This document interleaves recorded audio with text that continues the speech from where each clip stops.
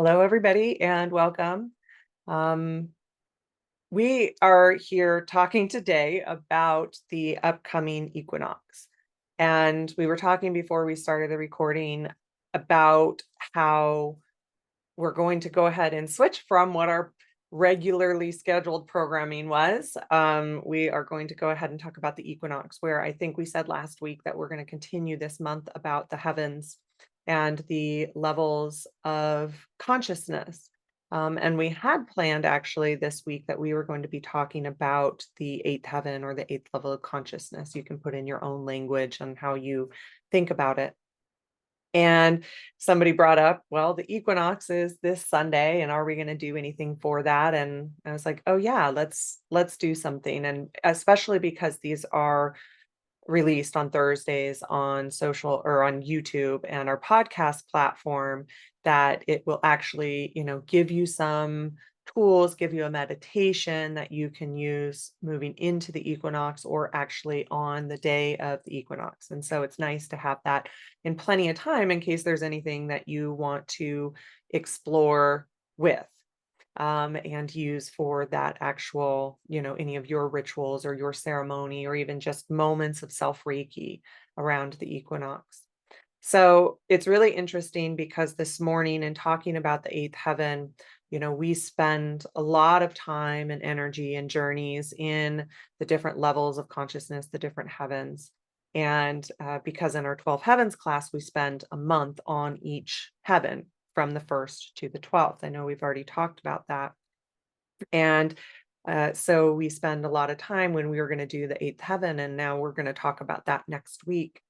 And this morning, I really received the information about, even though I spend a lot of time in the eighth heaven and it comes in pretty frequently for clients, I was like, there's just something else that I need to be listening for with it.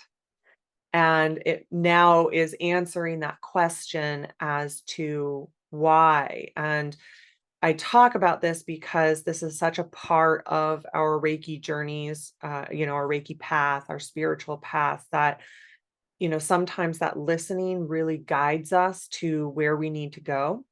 And in this sacred circle, and for those of you that are listening later, sometimes the energy comes in, and, Colleen and myself and Danny are kind of continually listening around that for what we all need in that moment in time. And so, Meg, I'm going to give you credit. She said, are you guys doing anything for the equinox? And it just clicked when I was in that, when we were in that, short invocation. That's why I was in that state of listening with it, is because there was more to come in around it. Um, and so that's what we'll be talking about. I do want to say real quick, for those of you, I didn't say this before the recording, for those of you that are here live, we do have our Q&A podcast tomorrow. And so you can join us. If you're listening later, you can look up that schedule. We do those episodes. They're live Q&As once a month, and you can come and ask your Reiki questions. Colleen is actually teaching Karuna Reiki right now, so she won't be here today. And then real quick, we do have an Animal Reiki class coming up at the end of the month, Animal Reiki 1 and 2 and Animal Reiki Master. So just wanted to say those really quick. So the other thing that was really interesting about, as I was saying, we did kind of just a quick coming together. So since I was switching tracks in the moment so much, that I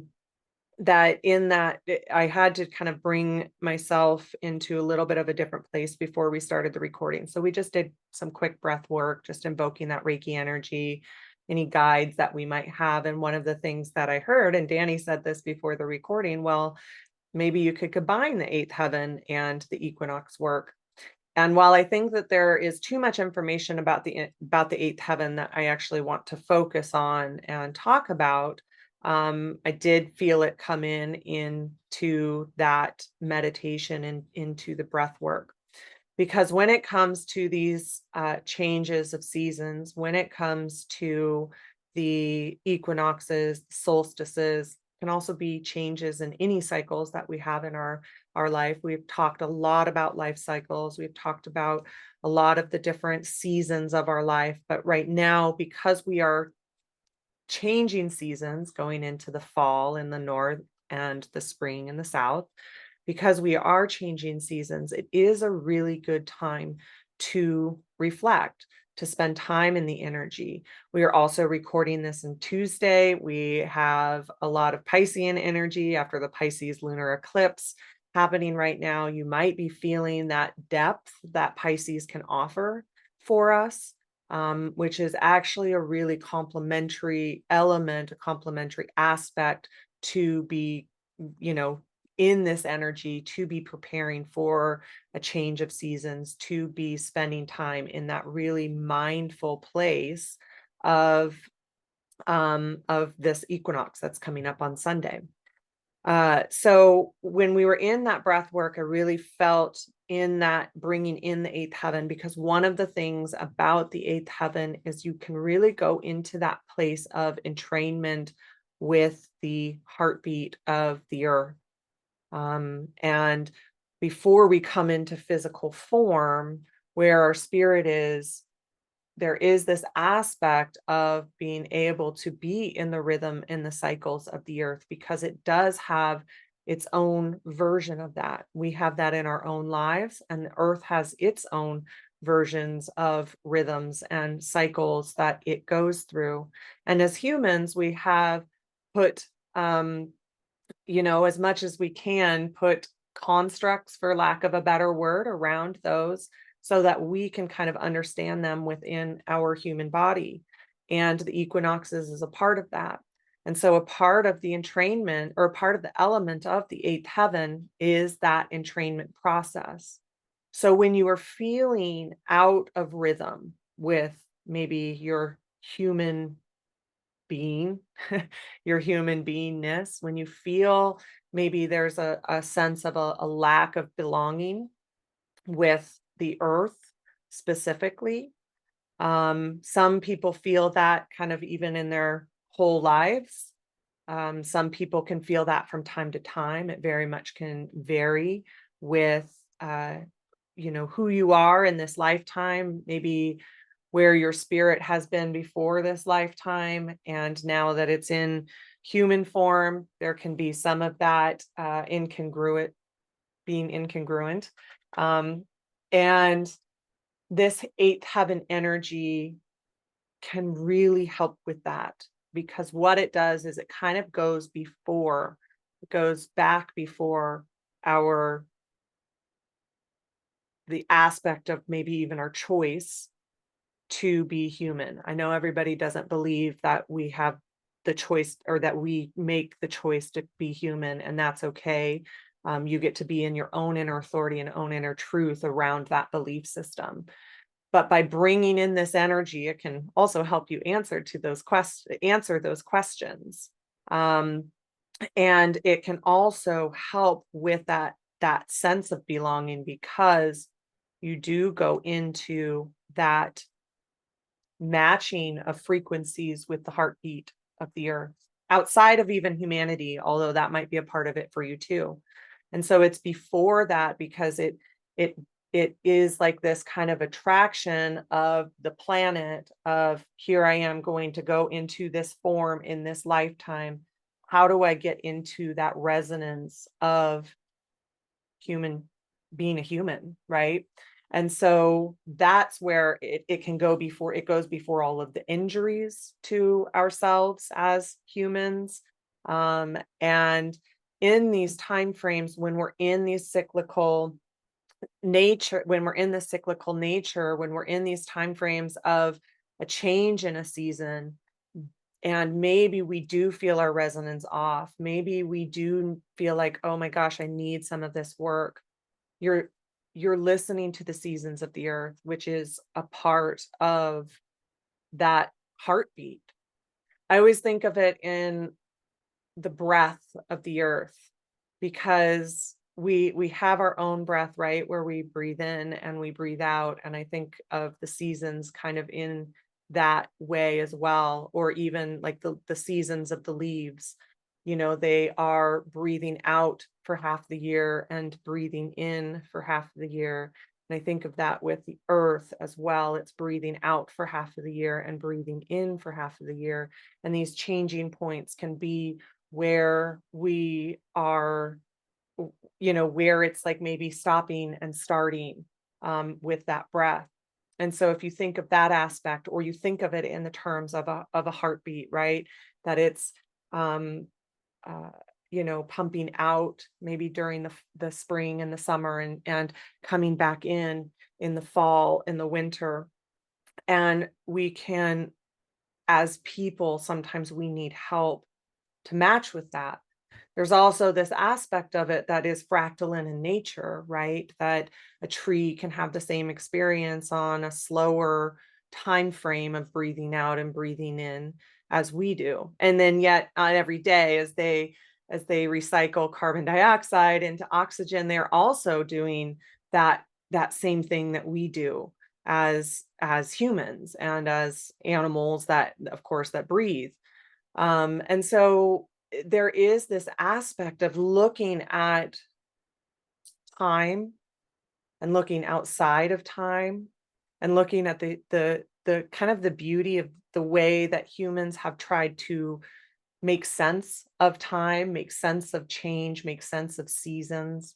That we have these equinoxes, that we have these solstices, where the day and the night are equal or very unequal as far as the length of the day and the night. Um, and so, we're moving into the fall, and with the fall, we have harvest that started already in some places.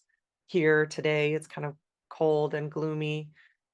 We have this level of the slowing down from the abundance of summer, the fast pace of summer. I know if you're in the South, it's kind of the opposite of all of this. You're heading into new beginnings, and in the spring. And so you have these aspects that you can also use this energy in that alignment, in that entrainment, right? How do I move out of that kind of abundance of summer and move into the harvest and the preparedness of rest in the winter? And this, to me, it's like kind of I love the fall. It's also this beautiful in between season of the extremes of the summer and the extremes of the winter. And so there's a lot of ways to do this. There's a lot of tools that you can use. There's a lot of meditations that are out there. There's a lot of things that Reiki can provide. Again, just that listening. We have these different kind of frequencies and awarenesses that we can bring in through Reiki energy, through our spiritual practices. Many of us practice multiple um, spiritual practices that are a beautiful complement to it. And then also, flowing with the energy as much as possible. Again, this eighth heaven energy can really help with that, because it does tend to move you back into the cycles of the earth.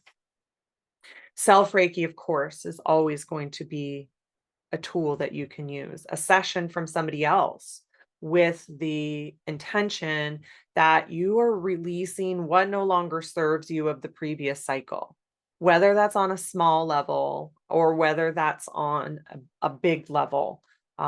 We can release really small things, and those are just as important as some of the big things, right? So you can go into, I'm letting that go. I'm leaving that in the previous season. And then it can be also, of course, what I'm letting go of is, the summer season, the abundance of summer, and moving into this flow of fall, moving into this place of fall.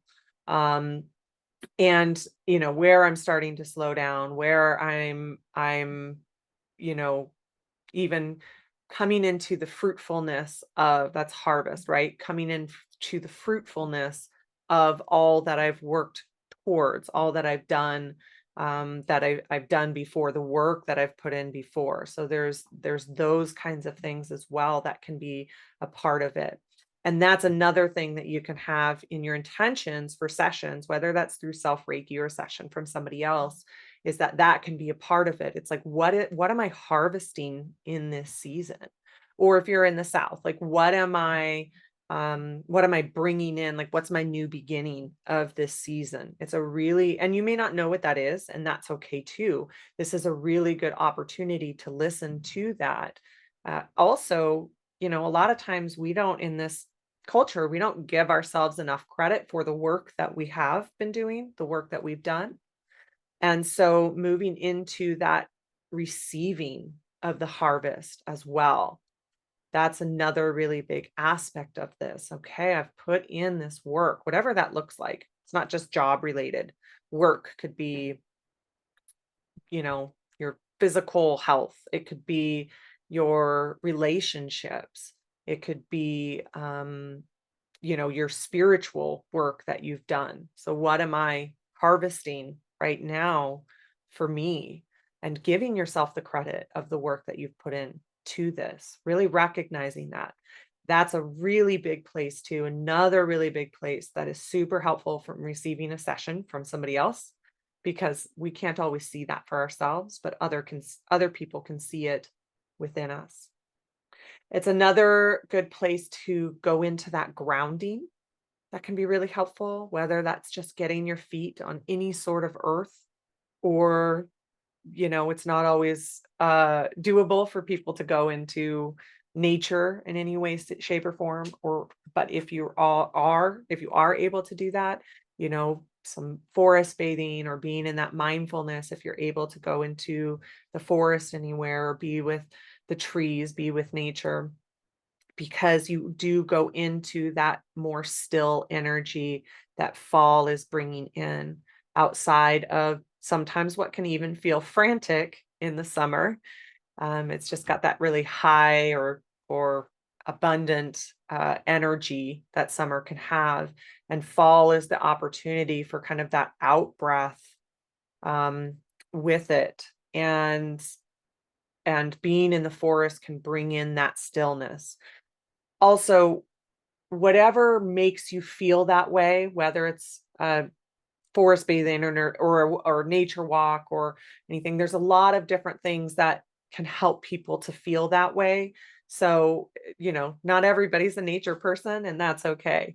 It's just whatever helps you to get to that place where you do feel grounded, where you do feel calm, where you feel that sense of peace, and hopefully try to at least, recognize it and maybe even embody it, can be really helpful to come into this new season.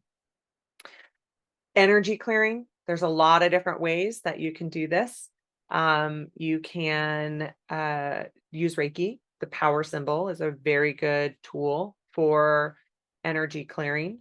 And you're just asking Reiki with the intention that you are energy, you're clearing any energy, but also any smoke clearing. So whether that's sage or Palo Santo or cedar, anything like that that helps to clear that energy can be super helpful for it. We know meditation, we know Reiki journeys, mindfulness, breath work, all of those things. Maybe there's a sound bath in your area. Those kinds of things can be super helpful as well.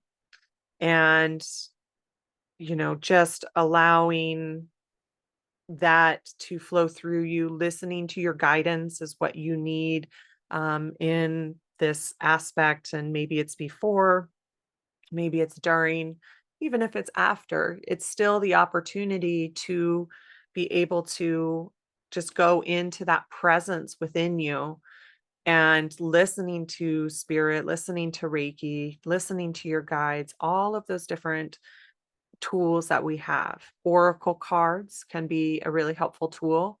Do an oracle card pull for this next season, or maybe what you're letting go of and what you're bringing in this next season. So that's another tool that you can use. So these other things that we may have in our life, or these other things that are super helpful for us that we're really drawn to, that can be very helpful with it. A really another fun thing, this is super powerful, but also can be really creative, is a seasonal altar. This also can be really fun to do with kids. So, creating maybe with leaves and sticks and rocks and, autumn flowers, things like that. That can be, maybe it's kind of a grid, a crystal grid, or just it can just be an altar as well. That can be you're just spending time in this recognition of this change in the season, is change in, what you have going into this next period of your life. And of course, that releasing aspect and that bringing in, and you're recognizing that Earth's cycle isn't the word that I'm looking for. You're moving into the Earth's time as well. And people have, humans have recognized and celebrated the change in the seasons forever, right? And so we do also have this really strong ancestral pull to be within, to be in it, especially because, we haven't always had clocks, obviously. And so how are they able to recognize time in a certain way with it all? I know there's a lot of other ways that they've recognized time throughout the day and things like that, but equinoxes and solstice have been celebrated in many different cultures for a long time. It's celebrated in the animal kingdom as well. Obviously, we have migratory patterns. We have, animals that are working towards migration. I'm sorry, hibernation, things like that, that it's also recognized within the animal kingdom. And we are a part of the animal kingdom, and we are the descendants of the ancestors. And so the ancestry part of it is strong in our DNA. We have that as a part of our DNA. And so it's another place that we can go into that recognition, that maybe honoring, if you feel inclined to do that. Not everybody does, and that's okay too. And just again, listening to the rhythms of us, and we are a part of the earth. Our body is made of the earth. We're recycled stardust. And that's crazy to think about. So these are all the tools that you can use in order to be able to go into it for what you need. And that's the other thing, to really listen to that inner guidance, connect into that inner guidance. One other thing that I want to mention, and then we'll go into the meditation, is crystals as well. So, placing intentions in any sort of crystals for the season or for maybe longer, listening to what wants to go into the crystals as far as your own intentions are concerned. And then being able to have those crystals as a reminder, or use those crystals, or maybe you have a pocket crystal that they might carry around with you, that has the energy placed in of this time frame for you. And with Reiki, you can continue to charge the crystal, or Reiki is charging the crystal. Um, Oh, and one other thing, sorry, also journaling. So journaling can be really helpful. Automatic writing, we've talked a lot about automatic writing at this point, and we do that in our journeys pretty commonly. And so just writing down, you can even do a personal sort of ceremony with it, maybe a burning bowl or a water bowl or something like that, um, and let go of what's not serving you, and bring in again what you would like to see for this next season for you, and all of the different aspects of you, and all the different aspects of your life. So, Danny, I'm not sure if you want to add I think you anything. mentioned most everything I was thinking about. I was like, yes, yes, and yes. I was thinking too about the change in our cycles, and just honoring the cycles. A lot of people that I know right now, including myself, recently are going through big changes. For instance, I'm here in the Bay Area helping a friend move, and I helped her move in 1988. And so she's having to, pick up her life, pack all of her stuff, say goodbye to this cycle that she's had for 30 some years. And I have my own take on it too, because I mean we've had many amazing memories here and built the decks many times and all these different things. And so it's just accepting that cycle and looking forward to the next cycle, because it's all good news. It's just different, and sometimes it gets a little emotional. And so then I think about when you were talking about the trees, like the leaves actually fall from the trees to save the trees in the fall here. And so, like, if they didn't fall off, the trees would be like, "Ugh," sucked in, right? So, but it's so beautiful. They change color, and like to watch them fall, and it's very relaxing. And so it's just, I don't know, I was just thinking about how the change of season and today and the full moon can all just be a little like, oh, what are we going to do with this feeling and what's to come, but also just accept it and be in gratitude for the last season that's built this up. Oh, that's beautiful, Danny. Thank you. Yeah. And through these life changes that can even be uncomfortable, we always say we're going to go through them anyways. Thank God for Reiki and these spiritual tools. So I wanted to just add a couple of comments that I think is really, I think are really beautiful. Nancy mentioned, and Southern Hemisphere is breathing opposite, so the earth stays balanced. Yeah, that's amazing. And we had a podcast with Karen Cag, and she talked about that. She lives in Ecuador now, and she talked about the Southern Hemisphere being the heart and the Northern Hemisphere being the head. And I forget the animals that the uh, indigenous people that she knows there that talk about that. There's different animals that they equate that to, and that just reminded me of that kind of same statement. So that's really beautiful. And then Joe adding just saw forest equals for rest. So yeah, I like that too.